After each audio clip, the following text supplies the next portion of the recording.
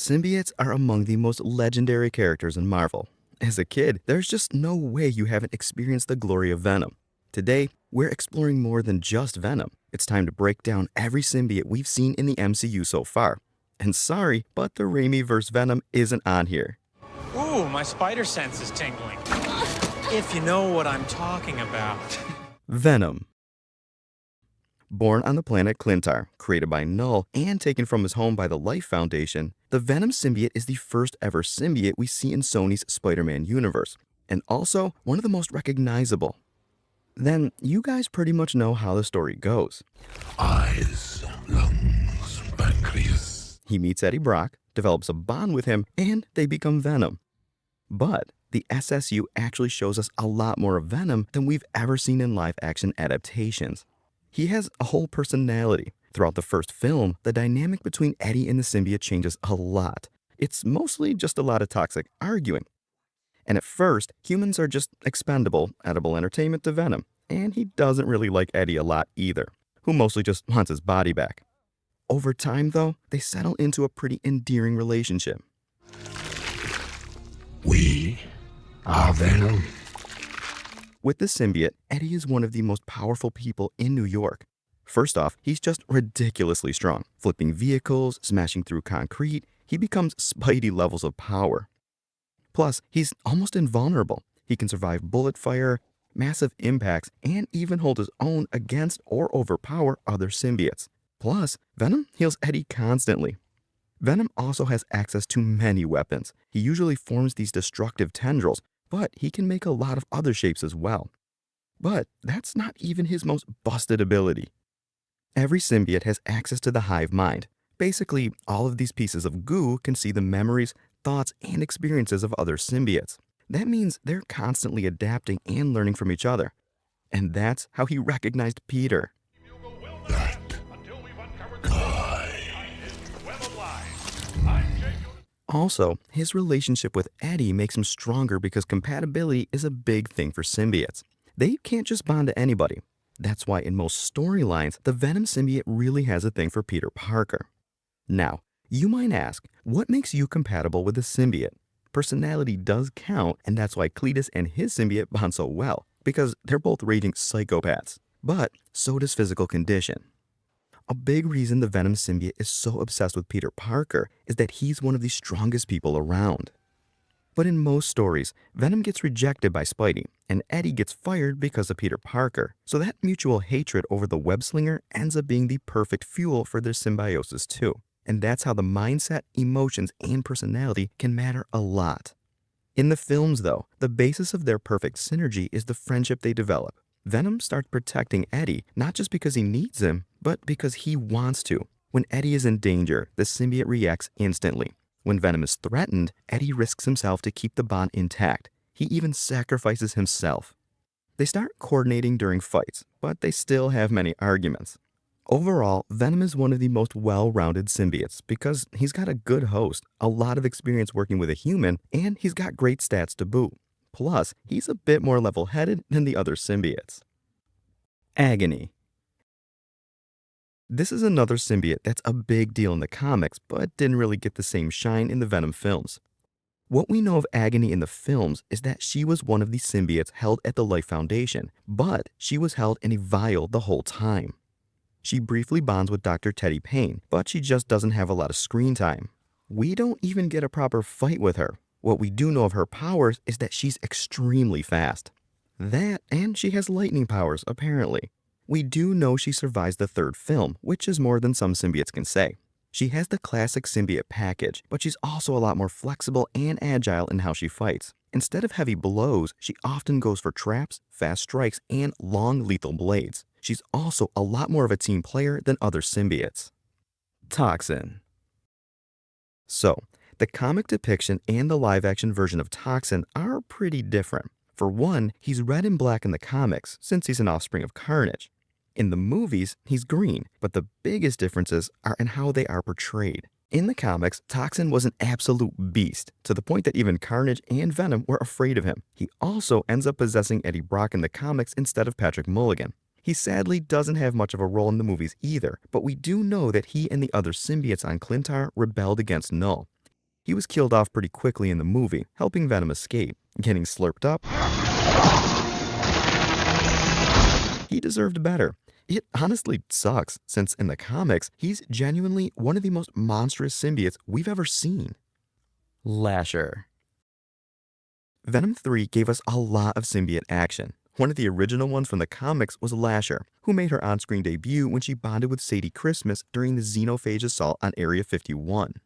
This one's a full murder machine, not in terms of her personality, but her abilities. She can make like 20 blades at once and shred any living being nearby with them. Her fighting style is aggressive, all in your face, and very efficient.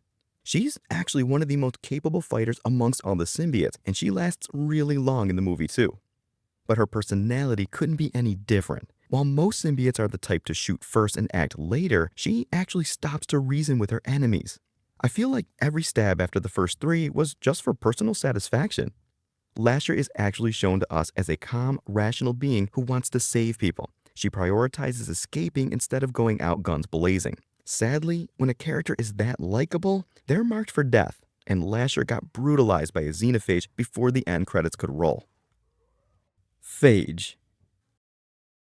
During the attack of the xenophages, Phage is one of the symbiotes who gets released in order to deal with them. He bonds with a random security guard who was going to die if Phage didn't take over. Unlike his comic appearance, which shows him being leaner, yellower, and a bit taller, this Phage is incredibly buff, gray, and really quick to start throwing punches. He wastes almost no time getting to work right after getting a body. He doesn't get to live for too long though. Unfortunately, Phage got blown up by the same humans he was fighting to protect.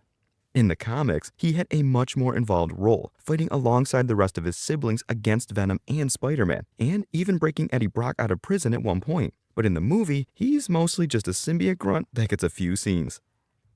Riot.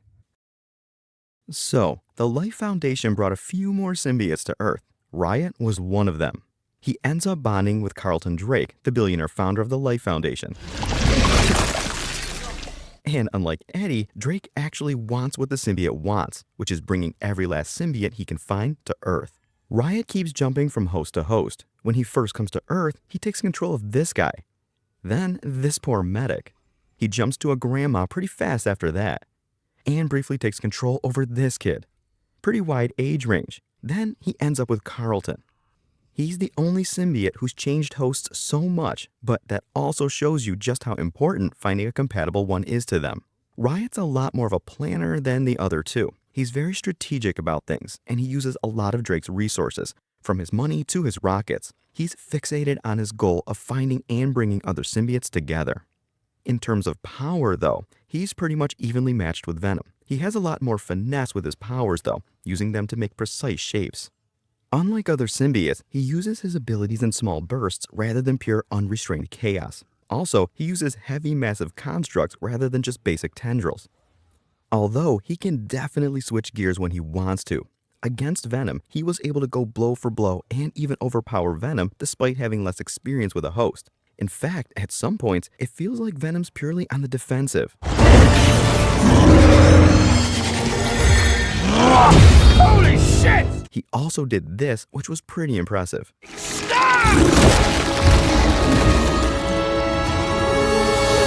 At the end of Venom, Riot almost succeeds with his plan too. He manages to launch the Life Foundation rocket that's supposed to bring the rest of the symbiotes back to Earth. But he's eventually stopped by Venom, who literally explodes a rocket to kill Riot. Magic alien goo or not, you're not coming back from that. Carnage. The rest of the symbiotes aren't as friendly as Venom. For example, this guy is literally just obsessed with chaos and murder.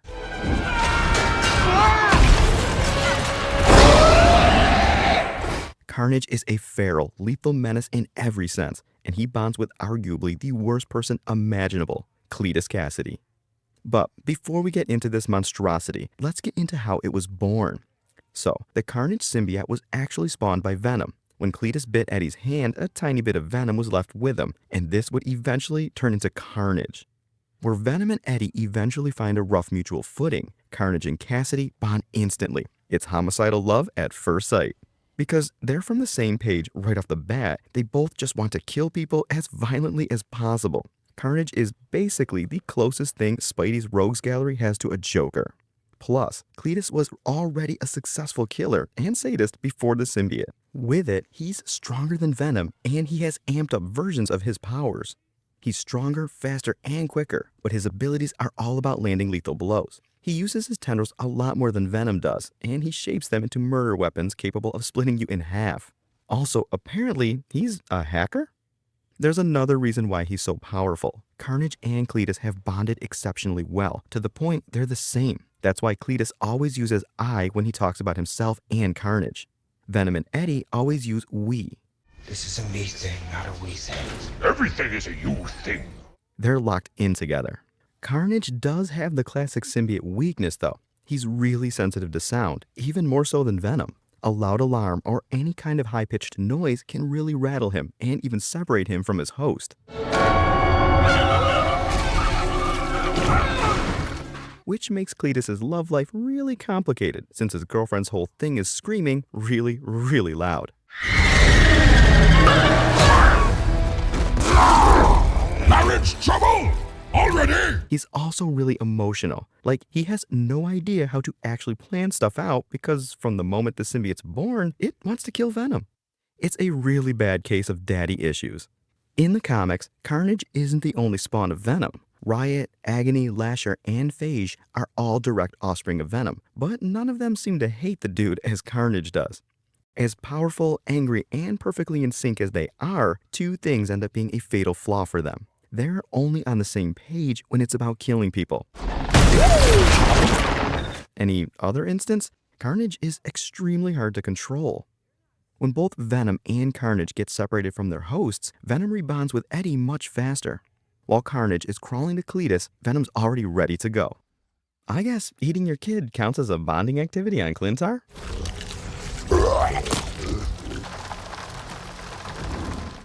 Other symbiotes.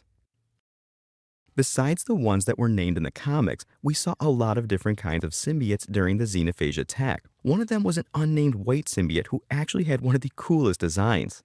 She unfortunately gets vacuumed up really quickly after finding a host. Then there were these two guys who were honestly a pretty special case. I'd watch an entire movie about a two-headed symbiote.